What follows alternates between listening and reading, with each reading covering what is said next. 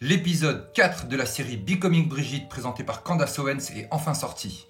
Vous pensiez tout connaître de cette affaire? Attendez d'entendre ça. Candace Owens balance du lourd. L'étrange entourage du couple présidentiel, le rôle trouble d'Alexandre Benalla et une enquête explosive sur Jean-Michel Trogneux. Pourquoi ces questions sont-elles interdites? Pourquoi tant de menaces? Et pourquoi aucune preuve n'a été apportée pour faire taire ces rumeurs? On va dérouler les faits et vous allez comprendre. Accrochez-vous. Candace Owens a commencé son émission en chantant Joyeux anniversaire à Jean-Michel Trogneux. Pourquoi? Parce qu'on va voir à quel point sa présence dans l'histoire de Brigitte Macron est un mystère total.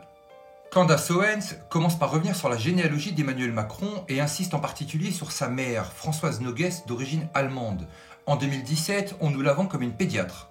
En réalité, elle travaille dans l'accompagnement de transition de genre. Elle aide les personnes transgenres à changer d'identité. Et là, ça fait grincer des dents parce que les coïncidences s'accumulent. Brigitte a été mariée 32 ans à un homme nommé André-Louis Ozière. Le problème, seules 2 photos sont connues. Oui, 2 photos en 3 décennies. Autre souci, sa fille Tiphaine affirme qu'il a été enterré le 24 décembre. Or, il a été crématisé le 28 décembre.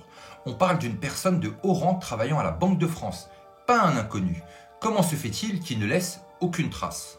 Mais ce n'est pas tout. Candace Owens se penche sur l'entourage d'Emmanuel Macron et en particulier un homme, Alexandre Benalla.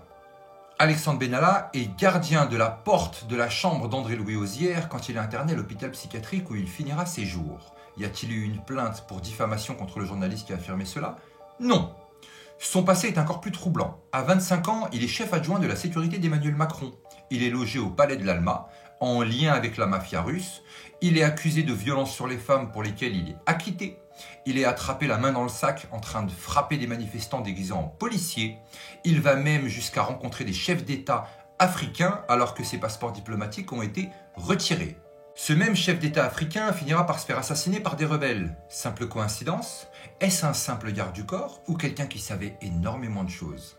Et qui a protégé Alexandre Benalla? Mimi Marchand, Xavier Niel et Bernard Arnault via Paris Match. L'affaire du coffre-fort, les preuves qui disparaissaient, des vidéos ont été montées pour essayer de le défendre, tout était verrouillé. Les médias auraient pu enquêter, au contraire, ils l'ont défendu.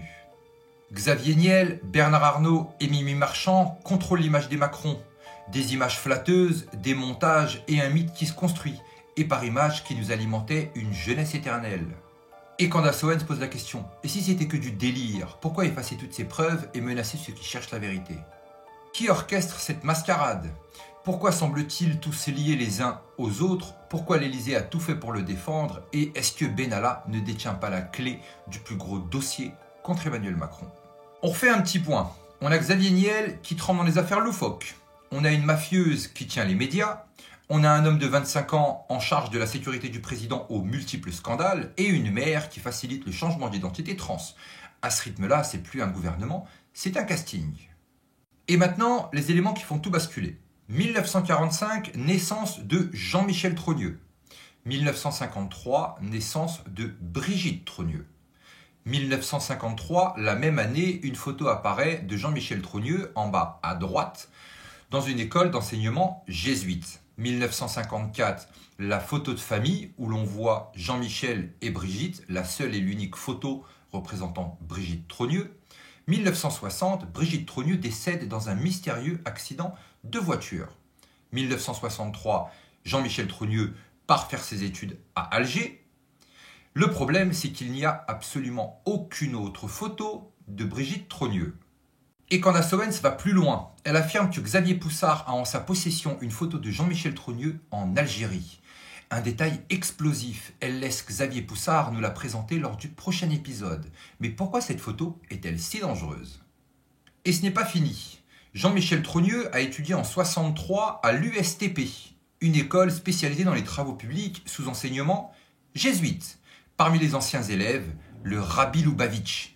Mais pourquoi des liens avec une organisation aussi influente? Xavier Poussard a poursuivi en justice Brigitte Macron pour obtenir des photos de classe. Il a gagné en justice, mais l'école a refusé de lui donner. Pourquoi? Candace Owens vient ensuite à une certaine interview dans les années passées qui a ressurgi sur le net d'une certaine Véronique, une personne trans. Candace Owens note des similitudes avec la voix et surtout des expressions de langage. Je vous laisse écouter ça. Il y a régularisation. Vous êtes devenue complètement femme, donc vous avez été opérée il y a combien de temps? J'aime pas tellement le mot devenir complètement femme. Oui. C'est-à-dire que nous devenons une sorte de femme pouvant copuler. Récemment, on a dit que vous étiez un homme sur les réseaux sociaux. D'abord, ça vous a blessé, ça? C'est-à-dire, au début, j'ai regardé ça d'un... Oui. C'est-à-dire que nous devons... C'est-à-dire que la même personne a une passion pour Rimbaud, Chopin et Verlaine sous l'angle homo. Emmanuel Macron joue du Chopin à Brigitte. Mais ce n'est pas tout. Autre fait troublant, Jean-Michel Trogneux n'a aucune photo de mariage avec sa femme Véronique Dreux. Or, Véronique, la femme trans interviewée, affirme vivre avec une femme. Au même moment que cette interview, Jean-Michel Trogneux était censé être marié. Et Jean-Michel Trogneux et Véronique Dreux ont eu un enfant qui s'appelle Jean-Jacques Trogneux. 2 petites secondes. Est-ce qu'on commence à voir où ça mène? Parce que là, franchement, pendant que je fais cet enregistrement... Candace Owens affirme aussi que Xavier Poussard a utilisé un logiciel de reconnaissance faciale ultra fiable. Ce logiciel est utilisé par le World Forum économique mondial et par le gouvernement chinois. Il ne ment pas. Ils ont comparé la photo de Brigitte et de Jean-Michel. Et vous savez quoi? Le résultat, au prochain épisode. Tout ceci est trouble. Les médias verrouillent les questions, des pans d'histoire complètement effacés. Les personnes qui recherchent sont menacées ou attaquées, mais jamais poursuivies pour diffamation. Il y a énormément de choses qui ne vont pas dans cette affaire. Si tout ceci était faux, il suffirait simplement de montrer des preuves pour faire taire cette affaire. Le prochain épisode s'annonce explosif et Xavier Poussard va nous montrer les photos qu'il a passées sous la reconnaissance faciale. Et là, il n'y aura plus de doute possible. Alors on a un homme qui disparaît, une femme qui apparaît sans passé visible, une voix troublante, des médias qui verrouillent l'info et un réseau puissant qui protège et efface les preuves. Et puis à la fin, c'est une bombe. Aucune plainte pour diffamation n'a été déposée contre ceux qui affirment que Brigitte est bien Jean-Michel. Mais d'affirmer que Brigitte n'est pas la personne sur la photo de mariage, ça c'est de la diffamation.